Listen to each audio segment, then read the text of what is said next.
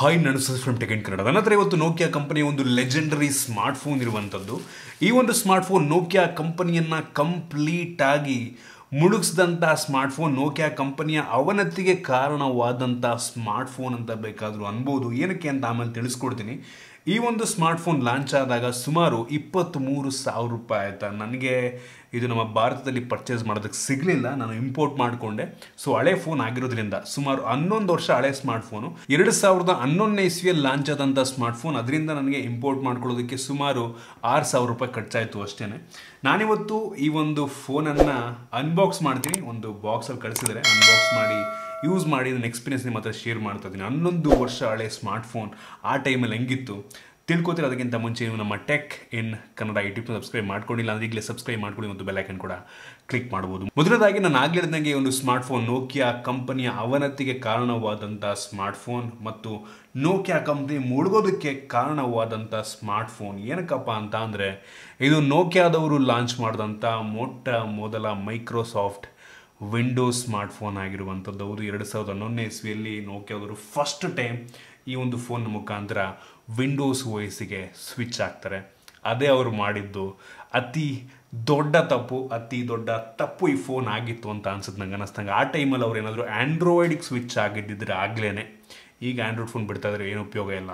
But ಆ ಟೈಮಲ್ಲಿ ಅವರು ಆ್ಯಂಡ್ರಾಯ್ಡಿಗೆ ಸ್ವಿಚ್ ಆಗಿದ್ದಿದ್ರೆ ಈಗಲೂ ಕೂಡ ನೋಕಿಯಾ ಒಂದು ಅತಿ ದೊಡ್ಡ ಕಂಪ್ನಿ ಆಗಿರ್ತಾ ಇತ್ತು, ಆ ಬ್ರ್ಯಾಂಡ್ ವ್ಯಾಲ್ಯೂ ಉಳಿಸ್ಕೊತಾ ಇತ್ತು. ಅವರು ಮಾಡಿದಂಥ ದೊಡ್ಡ ತಪ್ಪು ಈ ಒಂದು ಮೈಕ್ರೋಸಾಫ್ಟ್ ವಿಂಡೋಸಿಗೆ ಸ್ವಿಚ್ ಆಗಿದ್ದು. ಹಂಗಂತ ಮೈಕ್ರೋಸಾಫ್ಟ್ ವಿಂಡೋಸ್ OS ಏನು ಅಷ್ಟೊಂದು ಕೆಟ್ಟದಾಗಿದೆ ಅಂತ ಅಲ್ಲ, ಈಗಲೂ ಕೂಡ ಈ ಒಂದು OS ಎಷ್ಟು ಸ್ಮೂತಾಗಿ ಕೆಲಸವನ್ನು ಮಾಡುತ್ತೆ ಅಂತ ಅಂದರೆ ಕ್ರೇಜಿ ಆಗಿದೆ ಗುರು. ಆ ಟೈಮಲ್ಲಿ ಜನಗಳಿಗೆ ಮೋಸ್ಟ್ಲಿ ತುಂಬ ಆ ಟೈಮಿಗೆ ನಂಗೆ ಅನ್ನಿಸ್ದಂಗೆ ಆ್ಯಂಡ್ರಾಯ್ಡ್ ಕೂಡ ಎಷ್ಟೊಂದು ಸ್ಮೂತ್ ಆಗಿರಲಿಲ್ಲ. ಆ್ಯಂಡ್ರಾಯ್ಡ್ ಹೆವಿ ಕಿತ್ಕೊಳ್ಳೆ ಆಗ್ತಾಯಿತ್ತು. ಈಗಲೂ ಕೂಡ ಈ ಒಂದು ಸ್ಮಾರ್ಟ್ಫೋನ್ ಸ್ಮೂತ್ ಆಗಿದೆ ಅಂದರೆ ಯೋಚನೆ ಮಾಡ್ಕೊಳ್ಳಿ ಎಷ್ಟು ಸಕ್ಕತ್ತಾಗಿ ಬಿಲ್ಡ್. ನನಗೊಂದು ನನಗೆ ವಿಂಡೋಸ್ OS ನೋಡಿ ಹೆವಿ ಇಂಪ್ರೆಸಿವ್ ಅನ್ನಿಸ್ತು ನನಗೆ. ಬಟ್ ಆ ಟೈಮಲ್ಲಿ ಜನಗಳಿಗೆ ಆ ಒಂದು OS ಇಷ್ಟ ಆಗಲಿಲ್ಲ. ಈ OS ಮತ್ತು ಫೋನ್ ಚೆನ್ನಾಗೇ ಇತ್ತು ಆಯಿತಾ. ಬಟ್ ಪ್ರಾಬ್ಲಮ್ ಎಲ್ಲಪ್ಪ ಆಗಿದ್ದು ಅಂತ ಅಂದರೆ, ಒಂದು ಆಲ್ರೆಡಿ ಎಲ್ಲರೂ ಕೂಡ ಆಲ್ಮೋಸ್ಟ್ ಆ್ಯಂಡ್ರಾಯ್ಡ್ ಫೋನ್ ಯೂಸ್ ಮಾಡ್ತಾಯಿದ್ರು. ಸೊ ಅದರಿಂದ ಇದಕ್ಕೆ ಸ್ವಿಚ್ ಆಗ ಸ್ವಲ್ಪ ಅವ್ರಿಗೆ ಕಾಂಪ್ಲಿಕೇಟೆಡ್ ಅನ್ನಿಸ್ತು. ಆ OS ಒಂಥರ ಡಿಫ್ರೆಂಟ್ ಆಗಿದೆ, ಫ್ಯೂಚರಿಸ್ಟಿಕ್ ಆಗಿದೆ ಆಯಿತಾ. ಸೊ ಆ ಟೈಮಲ್ಲಿ ಜನಗಳಿಗೆ ಅದು ಕಾಂಪ್ಲಿಕೇಶನ್ ಅಂತ ಅನ್ನಿಸ್ತು. ಮತ್ತು ಫೋನ್ನ ಬೆಲೆ, ವಿಂಡೋಸ್ ಫೋನ್ ನೋಕಿಯಾ ಫೋನ್ನ ಬೆಲೆ ಕಡಿಮೆ ಇರಲಿಲ್ಲ. ಹೇಳಿದ್ನಲ್ಲ 23,000. ಆ ಟೈಮಲ್ಲಿ 23,000 ಅಂತ ಅಂದರೆ ಈ ಟೈಮಿಗೆ ಮೋಸ್ಟ್ಲಿ ಒಂದು 50,000 ಅಂತ ಬೇಕಾದ್ರು ಅನ್ಬೋದು. ಹೆವಿ ಎಕ್ಸ್ಪೆನ್ಸಿವ್ ಫೋನ್ ಆಗಿತ್ತು. ಮತ್ತು ಆಗಲೇ ನನಗೆ ಅಪ್ಲಿಕೇಶನ್ ಸಪೋರ್ಟ್ ಇರಲಿಲ್ಲ. ಸೊ ಆ ಟೈಮಲ್ಲಿ ಕಂಪ್ಲೀಟಾಗಿ ಆಪ್ಟಿಮೈಸ್ ಮಾಡಿರಲ್ಲ. ಫೋನ್ ಸಕ್ಕತ್ತಾಗಿತ್ತು ಬಟ್ ಆಪ್ಟಿಮೈಸ್ ಮಾಡಿರಲಿಲ್ಲ. ಫೀಚರ್ಗಳು ತುಂಬ ಕಡಿಮೆ ಇತ್ತು. ಒಂದು ಬೇಸಿಕ್ ಫೋನ್ ಥರ ಯೂಸ್ ಮಾಡಬೇಕಾಗಿರ್ತಿತ್ತು. ಸೊ ಆ ಕಾರಣಕ್ಕೆ ಜನ ಇದಕ್ಕೆ ಸ್ವಿಚ್ ಆಗಲಿಲ್ಲ. ಬಟ್ ಈ ಒಂದು ಫೋನ್ನ ಫೀಚರ್ ಮಾತ್ರ ಬೆಂಕಿಯಾಗಿದೆ, ತಿಳಿಸ್ಕೊಡ್ತೀನಿ. ನಾನು ಆಗಲೇ ಹೇಳಿದಂಗೆ ಇದನ್ನು ಇಂಪೋರ್ಟ್ ಮಾಡಿಕೊಂಡೆ, ಸುಮಾರು ಒಂದು 6,000 ಆಯಿತು. ಈ ಒಂದು ಫೋನು ಈ ರೀತಿ ಒಂದು ಬಾಕ್ಸಲ್ಲಿ ಕಳಿಸಿದ್ರು. ಸೊ ಇದ್ರ ಮೇಲೆ ನೋಕಿಯಾ ಡಮ್ಮಿ ಬಾಕ್ಸ್ ಆಯಿತು. ಡಮ್ಮಿ ಅಂತಂದರೆ ಒರಿಜಿನಲ್ ಬಾಕ್ಸ್ ಅಲ್ಲ, ಸುಮ್ಮನೆ ಫೇಕ್ ಬಾಕ್ಸ್ ಹಾಕಿ ಕಳಿಸಿದ್ದಾರೆ. ಅದರೊಳಗೆ ಒರಿಜಿನಲ್ ಚಾರ್ಜರ್ ಇದೆ, ಒರಿಜಿನಲ್ ಕೇಬಲ್ ಅಂತ ಅನ್ಕೋತೀನಿ, ಗೊತ್ತಿಲ್ಲ ಇದು ಒರಿಜಿನಲ್ ಕೇಬಲ್ ಹೆಂಗೆ ಅಂತ. ಮತ್ತು ಒರಿಜಿನಲ್ ಹೆಡ್ಫೋನ್ ಕೂಡ ಇರುವಂಥದ್ದು ಕ್ರೇಜಿ ವಿಷಯ. ಆ್ಯಕ್ಚುಯಲ್ ಆಗಿ ನೋಕಿಯಾ ಹೆಡ್ಫೋನ್ ಏನು ಬರುತ್ತೆ ಅದರೊಳಗೆ ಅದನ್ನು ಹಾಕಿ ಕೊಡಿಸಿದ್ದಾರೆ. ಮತ್ತು ಒಂದು ಡಮ್ಮಿ ಯೂಸರ್ ಮ್ಯಾನ್ಯುವಲ್, ಕ್ವಿಕ್ ಸ್ಟಾರ್ಟ್ಗಳೆಲ್ಲ ಇದೆ. ಸೊ ಅದು ಬಿಟ್ಟರೆ ಬೇರೆ ಒಂದು ಸಹ ನಮಗೆ ಇದರೊಳಗೆ ಸಿಗ್ತಾ ಇಲ್ಲ. ಸೊ ಡೈರೆಕ್ಟಾಗಿ ಒಂದು ಸ್ಮಾರ್ಟ್ಫೋನಿಗೆ ಬಂತು ಅಂದರೆ ಈ ರೀತಿ ನೋಡೋಕ್ಕೆ ಸಿಗುತ್ತಾ ಆಯಿತಾ. ಸೊ ಆ ಟೈಮಿಗೆ 11 ವರ್ಷ ಮುಂಚೆ ಈ ಲೆವೆಲ್ನ ಬಿಲ್ಡು ಅಂತ ಅಂದರೆ ಆ ಲುಕ್ಕಿದೆ ಅಲ್ವಾ ನೋಡಿ, ಲುಕ್ಕೆ ಬೆಂಕಿ. ಈ ಟೈಲ್ಸು, ಈ ಒಂದು ವಿಂಡೋಸ್ ಟೈಲ್ಸು ಮತ್ತು ಕಲರ್ ಎಲ್ಲ ಮ್ಯಾಚಿಂಗ್ ಆಗಿ ಏನು ಸಕ್ಕತ್ತಾಗಿ ಕಾಣ್ತಾ ಇದೆ ಅಂತ ಅಂದರೆ, ಸ್ಕ್ರೀನ್ ಗಾರ್ಡ್ ಹಾಕಿದ್ರೆ ಅವರೇನೆ ಬಿಚ್ಚಿಬಿಡ್ತೀನಿ. ಬೆಂಕಿ ಮಾತ್ರ ಲಿಟ್ರಲಿ. ಡಿಸ್ಪ್ಲೇ ಈಗಲೂ ಸಕ್ಕದ ಡಿಸ್ಪ್ಲೇ. ಎಷ್ಟೋ ಫೋನ್ ಇದಕ್ಕಿಂತ ಕೆಟ್ಟ ಡಿಸ್ಪ್ಲೇ ಆಯ್ತು ರೀಸೆಂಟ್ ಡೇಸಲ್ಲಿ. ಸಕ್ಕ ಲುಕ್ ನೋಡಿ ಹೆಂಗಿದೆ ಅಂತ, ಬೆಂಕಿ ಲುಕ್ ಮಾತ್ರ ಪ್ರೀಮಿಯಂ ಫೀಲ್ ಕೊಟ್ಬಿಡುತ್ತೆ ಆಯಿತಾ. 23,000 ಕೊಟ್ಟರು ಹಿಂಗಿರ್ಬೇಕು ಗುರು ಫೋನ್ ಅಂತ ಅನ್ನೋ ಥರ ಇದೆ. ಸೊ ಇದರಲ್ಲಿ ನಿಮಗೆ ವಾಲ್ಯೂಮ್ ಅಪ್ ಡೌನ್ ಬಟನ್ ಇದೆ, ಮತ್ತು ಒಂದು ಪವರ್ ಬಟನ್ನು, ಒಂದು ಶಟರ್ ಬಟನ್ನು, ಕ್ಯಾಮ್ರಾಗೆ ಒಂದು ಡೆಡಿಕೇಟ್ ಬಟನ್ ಇದೆ. ಕೆಳಗಡೆ ಸಕ್ಕತ್ತಾಗಿ ನೋಡಿ ಸ್ಪೀಕರ್ ಗ್ರಿಲ್ ಇದೆ ಕೆಳಗಡೆ. ಮೇಲ್ಗಡೆ ಒಂದು ಹೆಡ್ಫೋನ್ ಜಾಕು, ನಂತರ ಮೇಲ್ಗಡೆ ನಿಮಗೆ ಸಿಮ್ ಹಾಕೋದಕ್ಕೆ ಜಾಗ ಇದೆ, ಮತ್ತು charging port, micro USB charging port. ಆ ಟೈಮಲ್ಲಿ ಮೈಕ್ರೋ USB ಎಲ್ಲ ಫೋನ್ಲು ಬರ್ತಾ ಇದ್ದಿದ್ದು. ಸೊ ಇದರಲ್ಲೂ ಕೂಡ ಅದಿದೆ. ಓವರಾಲ್ ಬಿಲ್ಡ್ ಅಂತೂ ಬೆಂಕಿ ಇದೆ, ಲುಕ್ ಮಾತ್ರ ಸಕ್ಕತ್ತಾಗಿದೆ. ಫ್ರಂಟಲ್ಲಿ ಒಂಥರ ಕರ್ವ್ಡ್ ಡಿಸ್ಪ್ಲೇ ಆಯಿತಾ, ಕರ್ವ್ಡ್ ಇದೆ ಒಂಥರ ನೋಡ್ಬೋದು ನಿಮಗೆ ಡೈರೆಕ್ಟಾಗಿ ನೋಡ್ರು ಅನಿಸುತ್ತೆ. ಒಂಥರ ಫ್ರಂಟಲ್ಲಿ ಕರ್ವ್ಡ್ ಗ್ಲಾಸ್ ಇದೆ ಅಂತ ಅನ್ಸುತ್ತೆ. ಆ್ಯಕ್ಚುಲಿ ಇದರಲ್ಲಿ ಗೊರಿಲ್ಲಾ ಗ್ಲಾಸ್ ಪ್ರೊಟೆಕ್ಷನ್ ಇದೆ ಆಯಿತಾ ಮುಂದ್ಗಡೆ. ಸೊ ಆ ಟೈಮಲ್ಲೇ ನೋಕಿಯಾದವರು ಗೊರಿಲ್ಲಾ ಗ್ಲಾಸ್ ಪ್ರೊಟೆಕ್ಷನ್ ಹಾಕಿದ್ರು, ಕ್ರೇಜಿ ವಿಷಯ. ಹಿಂದ್ಗಡೆ ಪ್ಲಾಸ್ಟಿಕ್ ಬ್ಯಾಕು, ಪಾಲಿಕಾರ್ಬೋನೇಟು, ಹಿಂದ್ಗಡೆ single camera, dual LED flash ಇದೆ. ಬಿಲ್ಡ್ ಅಂತ ಹೆವಿ ಇಂಪ್ರೆಸ್ ಮಾಡ್ತು ನನಗೆ, ಸಖತ್ತಾಗಿದೆ ಮಾತ್ರ. ಇನ್ನು ಈ ಒಂದು ಫೋನ್ನ ಡಿಸ್ಪ್ಲೇ ಬಗ್ಗೆ ಮಾತನಾಡಬೇಕಂತ ಅಂದರೆ ಇದು 3.7 ಇಂಚಿನ 480p SD ರೆಸೊಲ್ಯೂಷನ್ನ ಹೊಂದಿರುವಂಥ ಸ್ಟ್ಯಾಂಡರ್ಡ್ ಡೆಫಿನೇಷನ್ ರೆಸೊಲ್ಯೂಷನ್ನ ಹೊಂದಿರುವಂಥ ಅಮೋಲೆಡ್ ಡಿಸ್ಪ್ಲೇ. ಹೌದು, ಆ ಟೈಮಲ್ಲಿ ನೋಕಿಯಾದವರು ಅಮೋಲೆಡ್ ಡಿಸ್ಪ್ಲೇ ಹಾಕಿದ್ದಾರೆ. ಸೊ ಇದು ನೋಕಿಯಾದವರು ಕ್ಲಿಯರ್ ಬ್ಲ್ಯಾಕ್ ಡಿಸ್ಪ್ಲೇ ಅಂತಾರೆ ಆಯಿತಾ. ಸೊ ಇದಕ್ಕೆ ಆ್ಯಂಟಿ ಗ್ಲೇರ್ ಬ್ಲ್ಯಾಕ್ ಕೋಟಿಂಗನ್ನು ಮಾಡಿರ್ತಾರೆ. ಸೊ ಅದರಿಂದ ಲಿಟ್ರಲಿ ಬ್ಲ್ಯಾಕ್ಸ್ ಎಷ್ಟು ಡೀಪ್ ಬ್ಲ್ಯಾಕಾಗಿ ಕಾಣುತ್ತೆ ಅಂತ ಅಂದರೆ ಗೊತ್ತಾಗಲ್ಲ ಅದು ಡಿಸ್ಪ್ಲೇನ ಹೆಂಗೆ ಅಂತ. ಸೊ ಆ ಲೆವೆಲ್ಗೆ ಕಾಣುತ್ತೆ ಮಾತ್ರ. ಡಿಸ್ಪ್ಲೇ ಹೆವಿ ಇದೆ, ಹೆವಿ ಬ್ರೈಟ್ ಅನ್ನಲ್ಲ, ಬಟ್ ಸ್ಟಿಲ್ ಡಿಸ್ಪ್ಲೇ ಈಗಲೂ ಕೂಡ ಬೆಂಕಿದೆ ಅಂತ ಅನ್ಸುತ್ತೆ ನಂಗೆ ಅನ್ನಿಸ್ದಂಗೆ. ಇನ್ನು ಈ ಒಂದು ಸ್ಮಾರ್ಟ್ಫೋನ್ ಆಗ ಒಂದೇ ಒಂದು ವೇರಿಯಂಟಲ್ಲಿ ಲಾಂಚ್ ಆಗಿತ್ತು, 16 GB ಇಂಟರ್ನಲ್ ಸ್ಟೋರೇಜು. ಆ ಟೈಮಲ್ಲಿ 16 GB ಇಂಟರ್ನಲ್ ಸ್ಟೋರೇಜ್ ಅಂತ ಅಂದರೆ ತುಂಬ ದೊಡ್ಡ ವಿಷಯ. ಮತ್ತು 512 MB ರ್ಯಾಮ್ ಇತ್ತು. 512 MB. ಈಗಂತೂ ಎಲ್ಲ ಫೋನಲ್ಲಿ 8 GB 12 GB ರ್ಯಾಮ್ ಬರುತ್ತೆ. ಸೊ ಆ ಟೈಮಲ್ಲಿ ಅದೇ ತುಂಬ ದೊಡ್ಡ ವಿಷಯ ಅಂತ ಅನ್ಬೋದು. ಮತ್ತು ಆಗಿನ ಟೈಮಲ್ಲಿ ಈಗಿನ ಥರ 3-4 ವೇರಿಯಂಟಲ್ಲಿ ಲಾಂಚ್ ಮಾಡ್ತಿರಲಿಲ್ಲ. ಯೂಶಲಿ ಒಂದು ವೇರಿಯಂಟ್ ಇರ್ತಿತ್ತು ಅಥವಾ 2 ವೇರಿಯಂಟ್ ಇರ್ತಿತ್ತು ಹಬ್ಬ ಮ್ಯಾಕ್ಸಿಮಮ್ ಅಂತ ಅಂದರೆ. ಮೋಸ್ಟ್ ಒಂದೇ ವೇರಿಯಂಟ್ ಇರ್ತಿತ್ತು. 16 GB ಇದೆ, ಕ್ರೇಜಿ ವಿಷಯ. ಇನ್ನು ಈ ಒಂದು ಫೋನ್ನ ಪ್ರೋಸರ್ ಆ ಟೈಮಲ್ಲೇ ನೋಕಿಯಾದವರು ಈ ಒಂದು ಸ್ನ್ಯಾಪ್ಡ್ರ್ಯಾಗನ್ S2 ಪ್ರೋಸರ್ ಹಾಕಿದ್ರು ಆಯಿತಾ, ಸಿಂಗಲ್ ಕೋರ್ ಪ್ರೋಸರು.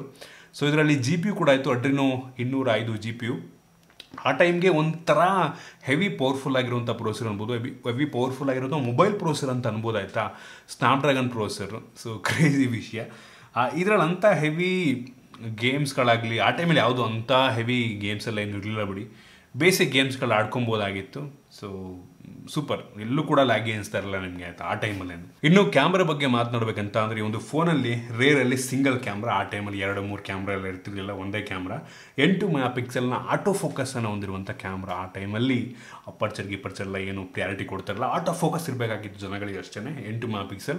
ಈ ಕ್ಯಾಮ್ರಾ ಕ್ಲಾರಿಟಿ ಸರ್ಪ್ರೈಸಿಂಗ್ಲಿ ಈಗಲೂ ಕೂಡ ತುಂಬ ಚೆನ್ನಾಗಿದೆ. ಎಷ್ಟೋ ಫೋನ್ಗಳು ಏನು 10,000 ರೂಪಾಯಿ ಒಳಗೆ ಎಷ್ಟೋ ಫೋನ್ ಬರ್ತಾವಲ್ವ, ಅದಕ್ಕಿಂತ ಎಷ್ಟೋ ಚೆನ್ನಾಗಿದೆ ಕ್ಯಾಮ್ರಾ ಅಂತ ಅನ್ನಿಸ್ತು. ಇಷ್ಟ ಆಯಿತು. ಫ್ಲ್ಯಾಶ್ ಕೂಡ ಇದೆ ಮತ್ತು ಡೆಡಿಕೇಟೆಡ್ ಶಟರ್ ಬಟನ್ ಇದೆ. ಸೊ ಪಟ್ ಅಂತ ಆರಾಮಾಗಿ ಹಿಂಗೆ ಇಟ್ಕೊಂಬಿಟ್ಟು ಆರಾಮಾಗಿ ನಾವು ಶೂಟ್ ಮಾಡ್ಕೊಬೋದು. ಚೆನ್ನಾಗಿದೆ ಕ್ಯಾಮ್ರಾ ಕ್ಲಾರಿಟಿ. ನನಗೆ ಆ ಟೈಮ್ಗಂತೂ ಬೆಂಕಿ. ಈಗಲೂ ಕೂಡ ಕ್ಲಾರಿಟಿ ಚೆನ್ನಾಗಿದೆ ಅಂತ ಅನ್ನಿಸ್ತು. ನೋಡ್ತಾ ಇದ್ದೀರಾ, ಇಂಪ್ರೆಸ್ ಮಾಡ್ತು ಒಂದು ಲೆವೆಲಿಗೆ ನನಗೆ.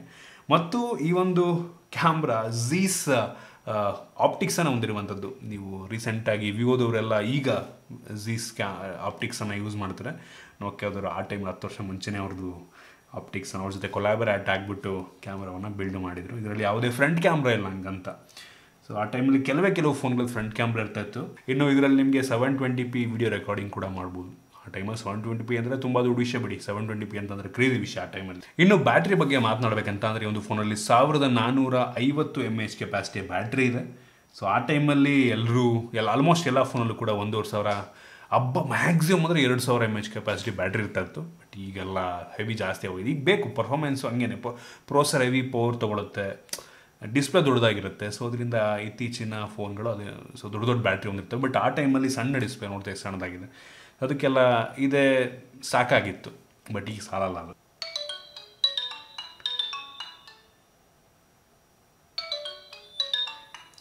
ಸ್ಪೀಕರ್ ಪರವಾಗಿಲ್ಲ, ಸೊ ಹೆವಿ ಕಿತ್ಕೊಂಡು ಕೇಳುತ್ತೇನಲ್ಲ.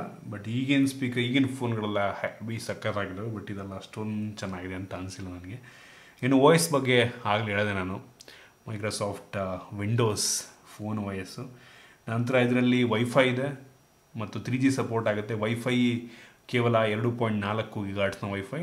ಆಗಿನ ಟೈಮಲ್ಲಿ ಮೋಸ್ಟ್ ಆಫ್ ದ ಫೋನ್ಗಳು ಡ್ಯುಯಲ್ ಬ್ಯಾಂಡ್ ವೈಫೈ ಸಪೋರ್ಟ್ ಮಾಡ್ತಾ ಇರಲಿಲ್ಲ. ಮತ್ತು ಈ ಒಂದು ಫೋನಲ್ಲಿ ಬ್ಲೂಟೂತ್ 2.1 ಇದೆ ಮತ್ತು GPS ಕೂಡ ಇರುವಂಥದ್ದು. ಸೊ ನಂಗನ್ನಿಸ್ದಂಗೆ ಓವರಾಲ್ ಈ ಒಂದು ಸ್ಮಾರ್ಟ್ಫೋನ್ ಸಖತ್ತಾಗಿದೆ. ಆ ಟೈಮ್ಗೆ ಕ್ರೇಜಿ ಅಂತ ಹೇಳ್ಬೋದು. ನಂಗನ್ನಿಸ್ದಂಗೆ ಈಗಲೂ ಈ ಒಂದು ಸ್ಮಾರ್ಟ್ಫೋನ್ ಆ್ಯಂಡ್ರಾಯ್ಡಲ್ಲಿ ಲಾಂಚ್ ಆಯಿತು ಅಂತಂದರೆ ಒಂದು ಒಳ್ಳೆ ಸೇಲ್ಸನ್ನು ಮಾಡ್ಬೋದೇನೋ. ನನಗಂತೂ ಬಿಲ್ಡು, ಲುಕ್ಕು ಪ್ರತಿಯೊಂದು ಕೂಡ ತುಂಬ ಇಷ್ಟ ಆಯಿತು. ಡಿಸ್ಪ್ಲೇ ಕೂಡ ಸಖತ್ತಾಗಿದೆ, ಕಾಂಪ್ಯಾಕ್ಟ್ ಆಗಿದೆ ಆಯಿತಾ. ಅದೇ ಒಂದು ನನಗೆ ಸಖತ್ ಇಷ್ಟ ಆಗಿದ್ದ ವಿಷಯ. ಬಟ್ ಏನು ಮಾಡೋಕ್ಕಾಗಲ್ಲ, ನೋಕಿಯಾದವರು ಒಂದು ಕೆಟ್ಟ ಸಮಯದಲ್ಲಿ ಕೆಟ್ಟ OSನ ಜೊತೆಗೆ, ಕೆಟ್ಟ OS ಅಂತ ಅನ್ನೋಕ್ಕಾಗಲ್ಲ, ಬಟ್ ಆ ಟೈಮಲ್ಲಿ ಸರಿಯಾದ ಟೈಮ್ ಆಗಿರಲಿಲ್ಲ. ಅವರು ಆ್ಯಂಡ್ರಾಯ್ಡಲ್ಲಿ ಲಾಂಚ್ ಮಾಡಬೇಕಾಗಿತ್ತು. ಲಾಂಚ್ ಮಾಡಿ ಈ ಒಂದು ಪರಿಸ್ಥಿತಿಯನ್ನು ಅವರೇ ತಂದುಕೊಂಡ್ರು ಅಂತ ಅನ್ಸುತ್ತೆ ನಂಗೆ ಅನ್ನಿಸ್ದಂಗೆ. ಸೊ ಇದಿಷ್ಟು ಈ ಒಂದು ನೋಕಿಯಾ ಲೂಮಿಯಾ 800ನ ಬಗ್ಗೆ. ನೋಕಿಯಾ ಕಂಪನಿಯನ್ನು ಸರ್ವನಾಶ ಮಾಡಿದಂಥ ಸ್ಮಾರ್ಟ್ಫೋನ್ ಇದು. ಸೊ ನಿಮಗೆ ಇದ್ರ ಬಗ್ಗೆ ಅನಿಸುತ್ತೆ ದಯವಿಟ್ಟು ಕೆಳಗಡೆ ಕಾಮೆಂಟ್ ತಿಳಿಸ್ಬೋದು. ಇಷ್ಟ ದಯವಿಟ್ಟು ಲೈಕ್ ಮಾಡಿ, ಶೇರ್ ಮಾಡಿ. ಈ ರೀತಿ ನಮ್ಮ ಬೇರೆ ವಿಡಿಯೋಗಳು ನಮ್ಮ tech in Kannada edit subscribe ಮಾಡ್ಕೊಂಡಿಲ್ಲ ಅಂದರೆ ಈಗಲೇ ಸಬ್ಸ್ಕ್ರೈಬ್ ಮಾಡ್ಕೊಳ್ಳಿ ಮತ್ತು ಬೆಲ್ ಐಕನ್ ಕೂಡ ಕ್ಲಿಕ್ ಮಾಡ್ಬೋದು. ಸಿಗೋಣ ಮುಂದೆ.